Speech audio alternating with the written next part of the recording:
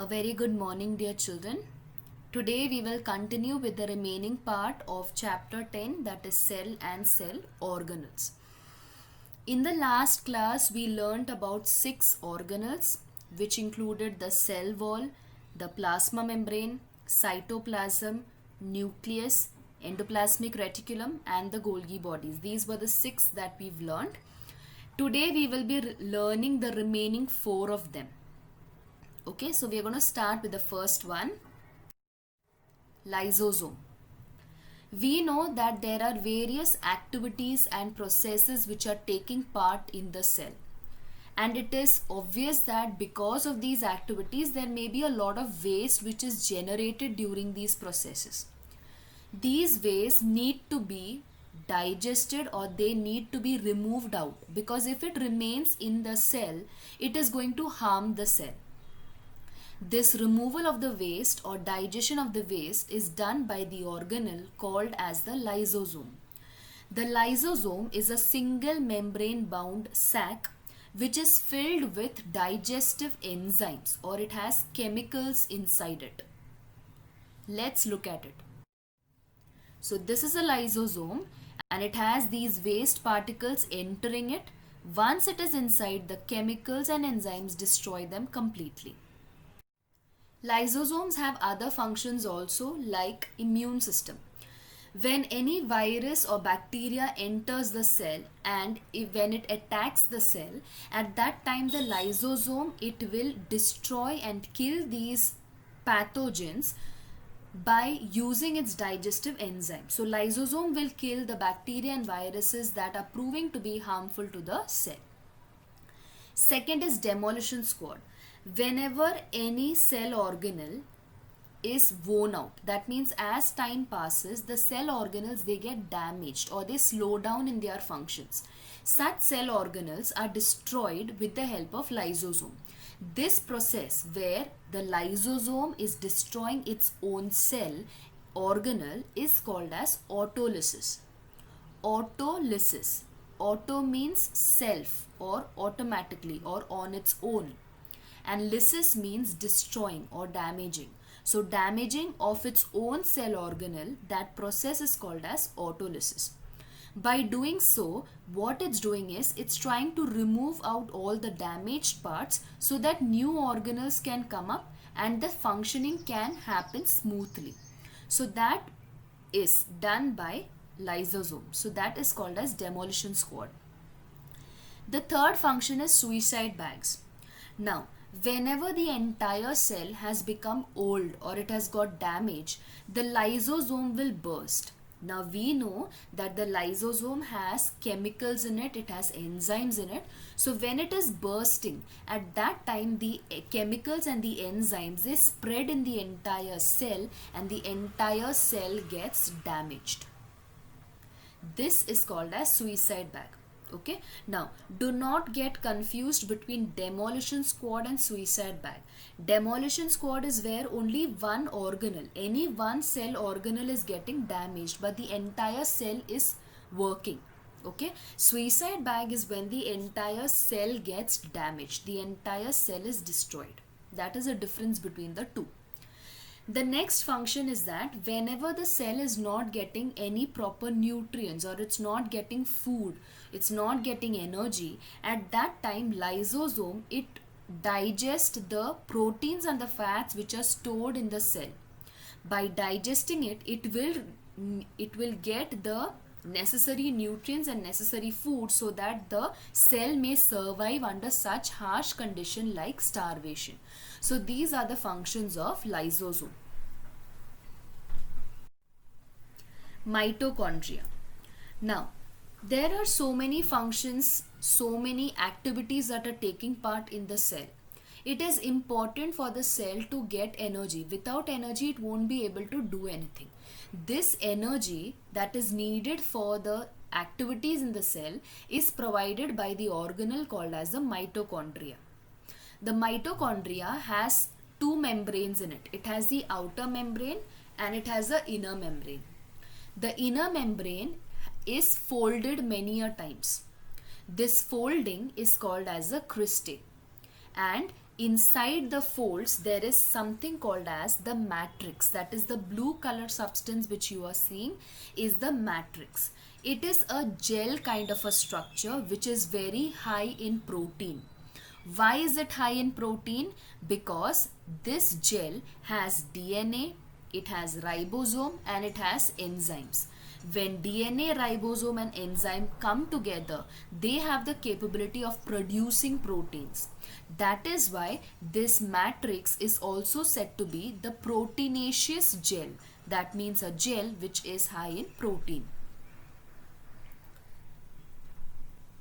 Mitochondria, what it does is that it oxidizes or it breaks down the carbohydrates and the fats that are present in the cell, and it produces energy in the form of a molecule which is called as ATP. ATP stands for adenosine triphosphate. I repeat, what is mitochondria doing? It is oxidizing or it is breaking down the carbohydrates and the fats which are present in the cell, and it is creating or it is producing energy in the form of a molecule which is called as ATP, that is adenosine triphosphate. Let's take a look at this. So in the matrix you have chemical reactions cycles taking place like the Krebs cycle, and after the Krebs cycle you have molecules of ATP moving out from the cell. Okay, so chemical reactions, chemical cycles like the Krebs cycle take place in the matrix of the mitochondria, which leads to generation of ATP molecules, which is nothing but energy. Now coming to vacuoles. Vacuole is a single membrane sac. The size and the shape of the vacuole, it is not fixed. Why? Because vacuole plays a very important role in storing certain substances which is solid as well as liquid molecules. So vacuole stores the solid and the liquid molecules depending on how much it is storing. If it is storing a lot of contents, then it is going to be big in size. If it has very little substances to store, it is going to be small in size. So depending upon how much it is storing, the size of the vacuole will increase and decrease. In amoeba, it stores food before digestion. In animals, it stores food as well as waste products. In plants, it stores the cell sap. What is a cell sap? The cell sap is nothing but a watery fluid which is stored in the plant. Now we know in plants water keeps moving to all parts of the plant. That watery fluid is stored in these vacuoles also, which gives certain rigidity or it gives strength to the plant cell. It also is known to store the byproducts and end products of metabolic processes. What does this sentence mean? Metabolism is nothing but it is breaking of substances and making of new substances. Okay, so breaking and making of substances together is called as metabolism. When metabolism takes place in cells, it can release certain substances during the process and also at the end of the process. The substances which are released during the process is called byproduct, and the substances which are released at the end of the process is called end products. Okay, so these byproducts and end products are stored in these substances or in these organelles called as vacuole. One very important function of the vacuole is that it maintains the osmotic pressure of the cell. When we learned osmosis, we learned that osmosis is nothing but it is the movement of water from higher concentration to lower concentration.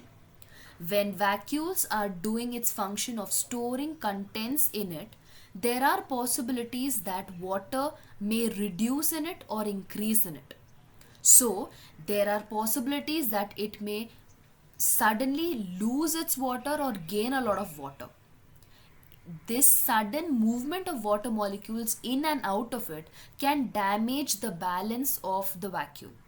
That is why it tries to maintain the pressure, or it tries to maintain the concentration of water in and out in such a way that balance is continuously maintained and there is no disturbance in the working of the plant cell.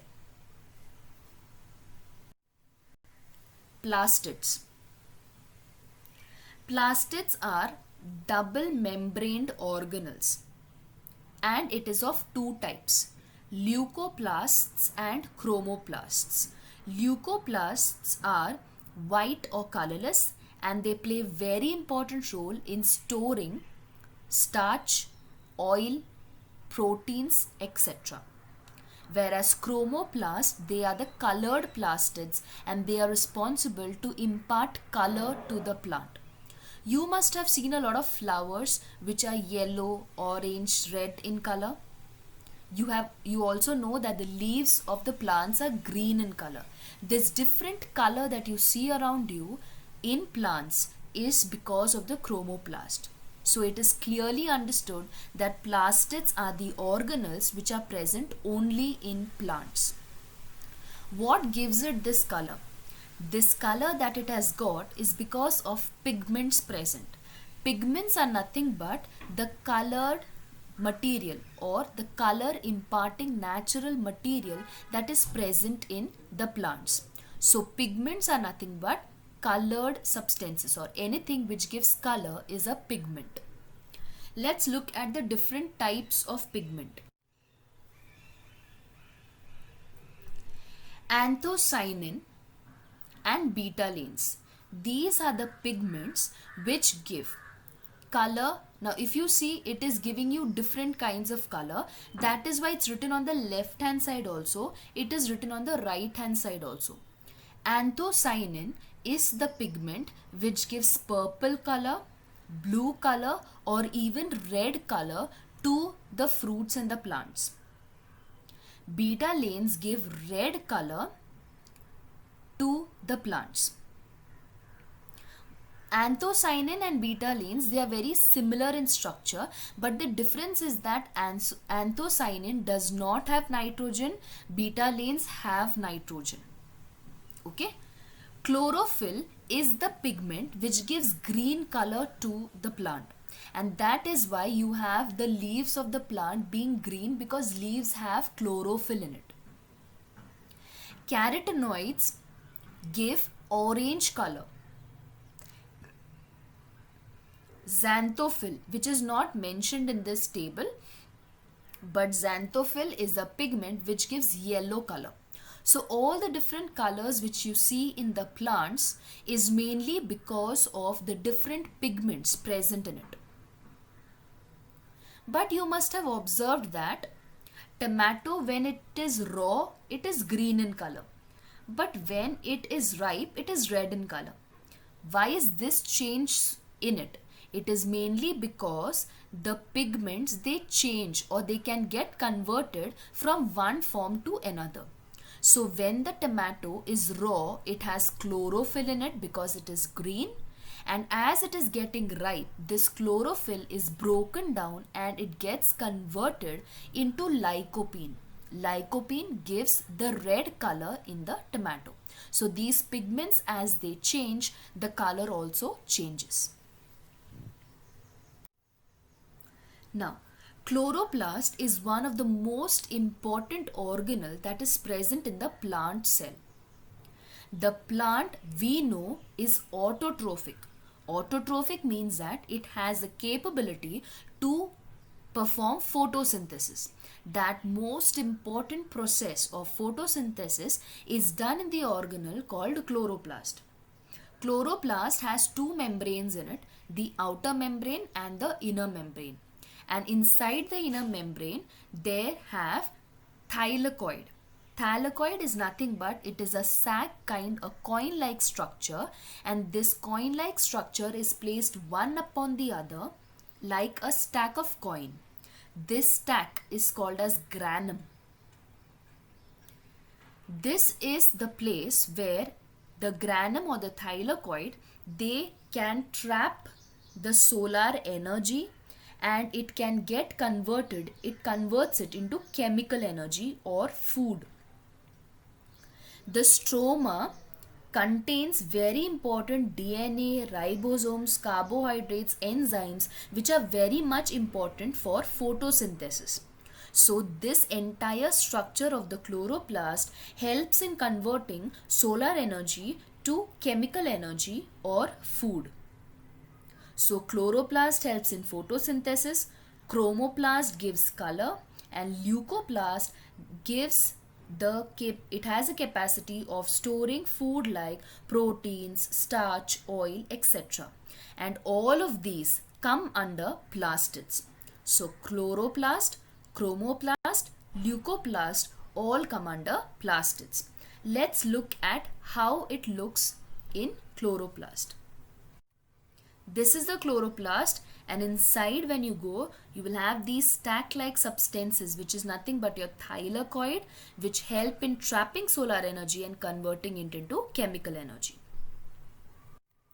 From all these you must have clearly understood that all the functions in the plant cell and the animal cell, it takes place very smoothly because of the different cell organelles that work in complete coordination. And such developed cells are called as eukaryotic cells. If you look at the left hand side, the cell that you see is a eukaryotic cell. You see so many different organelles in it, where you can find the endoplasmic reticulum, you can find the Golgi bodies, you can find the nucleus, you can find the mitochondria, you can find so many different things in it. So all this working together forms a eukaryotic cell, which is larger in size. The eukaryotic cell is 5 to 100 micrometer in size. Okay, and this kind of cell is found in plants and animals. But if you look on the other side, just look at the prokaryote. The prokaryote, if you see, it does not even have a nucleus. The thread-like structure which you find in the middle of the cell, it is the nucleoid. That is, it is the genetic material of that cell. It does not have a nucleus. It does not have any other organelle other than the nucleoid and the ribosome. These are the only two things which a prokaryotic cell will have. The prokaryotic cell is also very small in size. It is just 1 to 10 micrometer. Okay, so that is a main difference. And this prokaryotic cell, the examples of prokaryotic cell is bacteria. So there's a lot of difference between eukaryotic cell as well as the prokaryotic cell. I hope the entire chapter and the different organelles and the different functions are all clear to you. Kindly read the text properly from page 71 to 74 has been covered today. Thank you.